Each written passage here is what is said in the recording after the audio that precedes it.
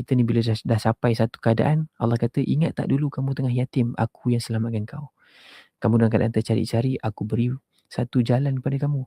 Kamu dalam keadaan yang tak cukup, terlalu banyak sangat yang kamu pikul, kamu dalam keadaan miskin, aku kayakan kamu, aku cukupkan kamu. Sekarang kalau kamu jumpa anak yatim, janganlah kasar kat dia. Kalau kamu jumpa orang yang bertanya soalan, kalau kamu jumpa orang yang memerlukan, janganlah mengherdik dia. Wa amma bi ni'mati rabbika fahaddith, dan nikmat kamu hendaklah sebutnya, hargainya, appreciate-nya dan bagi tahu ini nikmat Allah Taala. So, bila surah ni kita belajar bahawa Nabi SAW terputus wahyu dan belajar tentang surah yang mengajar kita untuk optimis.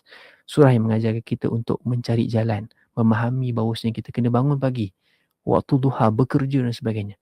Dan memahami bahawasanya dalam duha kita, dalam malam yang sunyi kita, dalam keadaan kita pasti dan keadaan yang kita tidak pasti, Allah ada, Allah tidak tinggalkan dan Allah selalu melorongkan jalan kepada kita.